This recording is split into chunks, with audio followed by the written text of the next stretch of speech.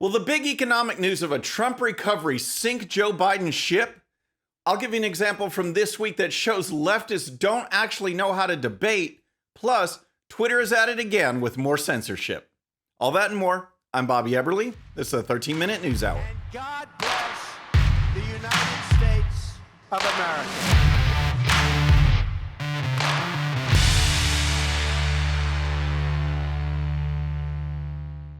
All right, friends, welcome to the show. Happy Friday. I hope you had a great week. If you're new to the show, thank you so much for tuning in. We're going to start with the economy because President Trump built one of the best economies ever. 50-year low unemployment, record low unemployment for blacks and Hispanics, stock markets going up, savings going up, middle-class wages going up, manufacturing reborn, on and on and on. We've seen it. A recent poll shows that 56% of the American people still feel they are better off now than they were 4 years ago. That is incredible because they know that this economy that President Trump built, we can do it again. And the president has said so. He says we need to reopen. If we reopen, the economy will rebound as fast as it crashed, a so-called V-shaped recovery. That's what the president said. And that is what is actually happening, folks. The economy is coming back in a big, big way. And here's a report from the Washington Times. The U.S. economy rebounded at a record annualized rate of 33.1% in the third quarter as employers recovered from coronavirus lockdowns. The strong report gives President Trump a positive closing argument in the final days of the presidential campaign. So glad this great GDP number came out before November 3rd, the president tweeted. So this is absolutely incredible. And if I were Joe Biden and his team, I'd be scared right now because no one is enthusiastic about the Joe Biden campaign. And now people are remembering the economy and how good it was, and it is coming back. Here's more information. Here's more information from the Council of Economic Advisors. The United States in a single quarter has now recovered 2/3 of the economic output lost due to the pandemic during the first half of the year.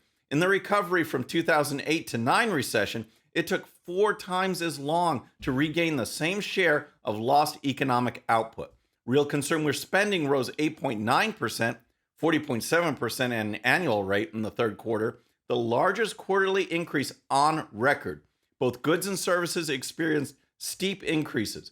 Consumer spending accounted for roughly 3/4 of the overall real GDP growth in the third quarter, partly reflecting both the reopening of America's businesses and the confidence of consumers to spend on goods and services once more. So folks, that last one is important because we want to strive for great economic conditions, but great economic conditions don't matter if consumers don't have confidence. If they think that this is just temporary or it's not real, they're going to not spend. They're not going to get out there and stimulate the economy. Well, guess what? Consumers have that confidence. They are out there spending, and that is a big key to the economic recovery. Here's President Trump on these new numbers. We are doing great. Do you see the number today? 33.1 GDP, the biggest in the history of our country by almost triple, right? Almost triple.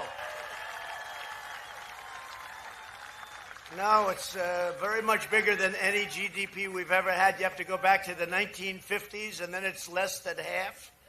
This is the greatest number, 33.1%. So it's just great news. And as I'll show in a minute, the economy is rebounding exactly like President Trump said it would. And here's more from the president. 33.1. And let me tell you what they're going to do. I never even thought of this one. They won't even talk about it. This is the biggest event in business in 50 years. Nobody's ever seen a number like this. This is bigger than any nation. No nation has a number like that. So did you catch that? The president said that the media probably won't even cover it. So yesterday afternoon, I went to the CNN website, pulled up their homepage, and here it is. Here it is right here. When the big economic news, the big news of the day was the economic numbers, here's CNN's website. So nothing about economic news at all, but you can see here that 2 people got COVID who happened to attend a Trump rally. Give me a break, folks. And then there's Joe Biden's reaction. He was giving one of those little rallies, to a circle of cars. Here's what Joe Biden said.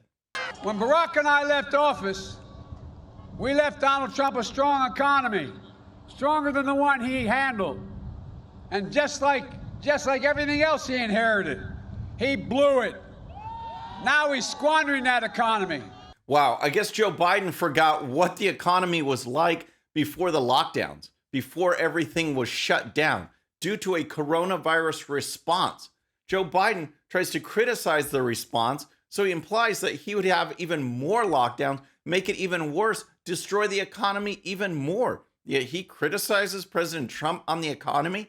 And I just want to throw up this graph, folks, just to show you when President Trump talks about a V-shaped economy.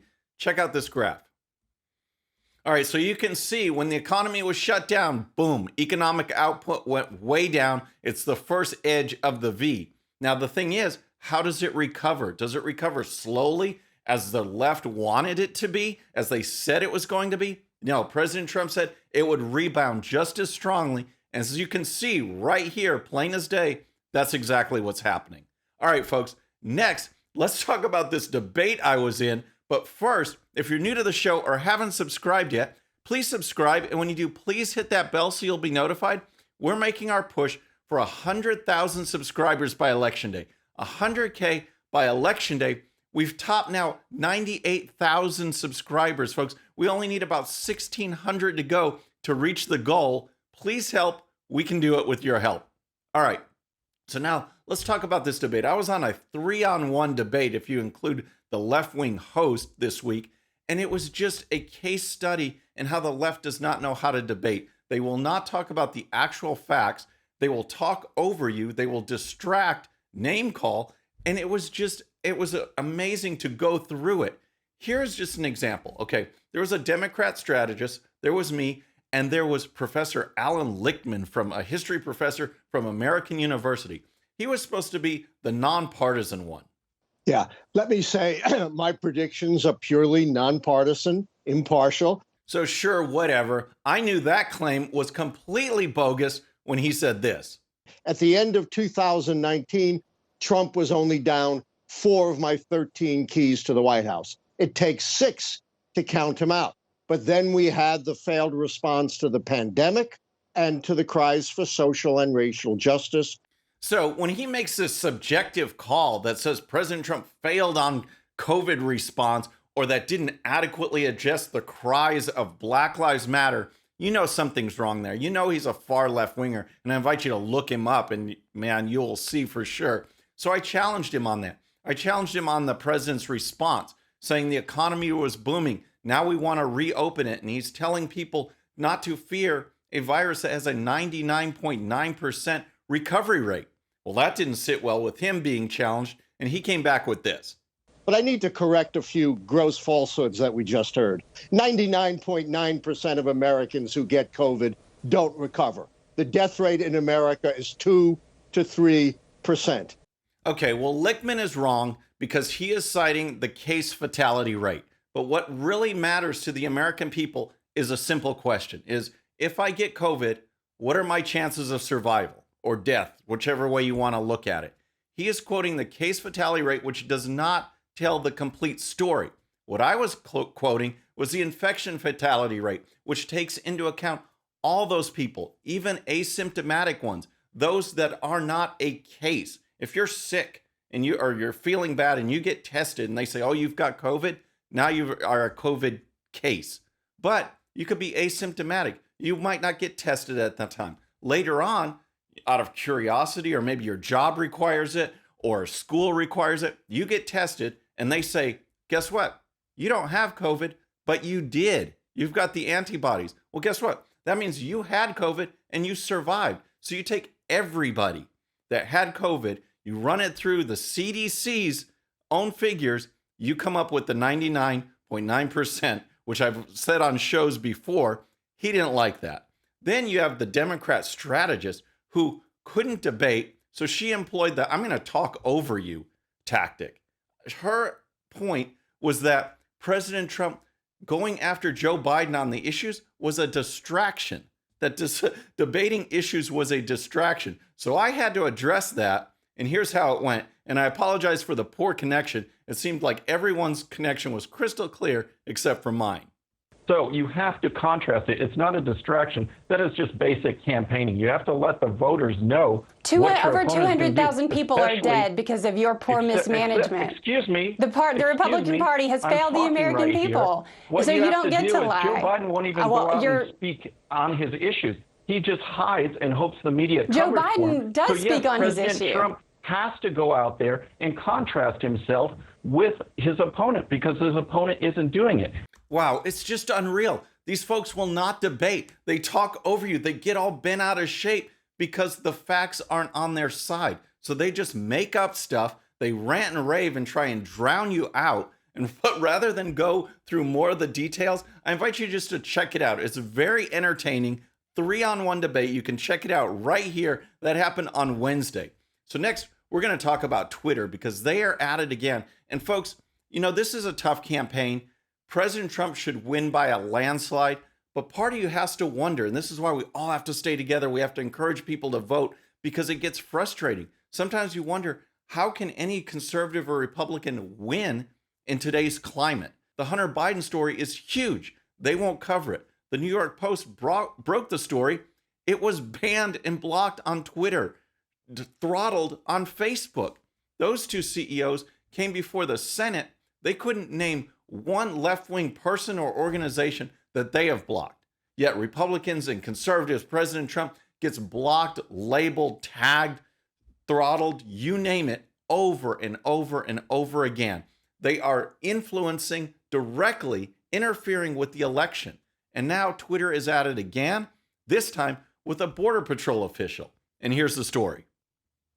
Twitter deleted a tweet and shut down the account of the country's border chief late Wednesday after he posted a message celebrating construction of nearly 400 miles of wall. This should outrage every American citizen, said Acting Customs and Border Protection Commissioner Mark Morgan, who was with other Homeland Security officials at the border Thursday to celebrate wall construction. The tweet, which was still blocked as of Thursday morning, said walls stop gang members, murderers, sexual predators, and drugs. It's a fact. Walls work. Folks, this Twitter blocked this because it said it violated their policy on harassing based on race or ethnicity. Give me a break. He didn't mention that at all. So are murderers and sexual predators and drug dealers now protected on Twitter?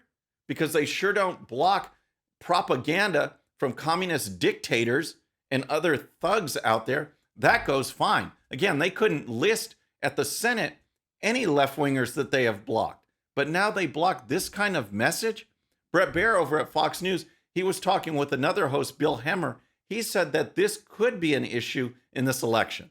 Listen, I believe this could actually move some votes in these closing days. I think that the censorship issue is something that independents have a problem with, and they really fear that that is a big issue, that they're not getting, that somebody's getting shut down for something as innocuous as talking about the border wall.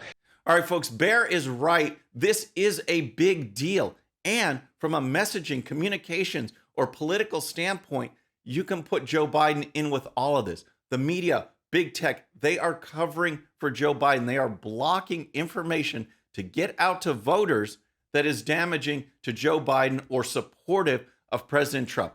That's why the Hunter Biden story is so big, so important, and I'm so glad President Trump is talking about it as part of his stump speech at these rallies. Because the bigger issue, not just the details of Hunter Biden, which should disqualify Joe Biden from ever becoming president. And if the media were honest, they'd point that out. But the fact is, it shows the one-sidedness. It shows the bias. It shows the censorship. And the American people do not like that at all. So that leads us to Friday, of course. And we've had our Joe Biden. We've had left-wing debaters. We've had Twitter. Plenty of people to ask, do you have a relaxed brain? I got what you call a relaxed brain. All right, first, guess what? We have another left-wing academic who is out of a job for being white and pretending to be something else. Like that white privilege, that white guilt is just eating them up so much, they have to be some other ethnicity. And here's the story. Kelly Keaton Sharp resigned Tuesday from her assistant professorship at Furman University following accusations that she pretended to be non-white, a university spokesman said. Anonymous person outed the African-American history scholar through a Medium post, Inside Higher Ed reported. The anonymous writer said that he or she distantly knew Sharp when Sharp was in graduate school at the University of California, Davis, and that Sharp only recently began identifying as Chicana. Gosh, this is so relaxed brain, I can't even stand it. Then I got to tell you about Alyssa Milano, because it seems like forever, but it was just this week that Amy Coney Barrett was confirmed, sworn in, and is now a justice on the United States Supreme Court. And Alyssa Milano, that night, I just want to give you a contrast in tweets. Ryan Saavedra posted this for Daily Wire, and it's such a great contrast. Here, after she was confirmed, sworn in, Milano tweeted this. F Republicans, vote them all out. They don't care about your family or helping you put food on the table. All they care about is power and money. Vote Democrat up and down the ballot to protect the most vulnerable among us. Okay, now contrast this with a headline from last year talking about Alyssa Milano. Alyssa Milano says she has no regrets about 2 abortions. Quote, I would not have my career. So really concerned about protecting the most vulnerable among us. Give me a break. And then the Babylon Bee, of course, with their in-depth reporting on those Senate hearings with Facebook and Twitter CEOs, they have this headline. Jack Dorsey hires homeless man off streets of San Francisco to fill in for him at the hearings. I love that. He looked like he just, dude, shave and take a shower. I mean, come on, give me a break. But folks, that's our show for today. Tomorrow we have our Saturday live stream. We're going to go over the election, the electoral map, take a look at it, see what President Trump needs to win, go state by state. Please join us. I think it'll be a great show. That's tomorrow, Saturday, 11 a.m. Central. Please tune in. But until then, please subscribe. And when you do, please hit that bell so you'll be notified. And we'll see you next time. I'm Bobby Eberle. This is a 13-minute news hour.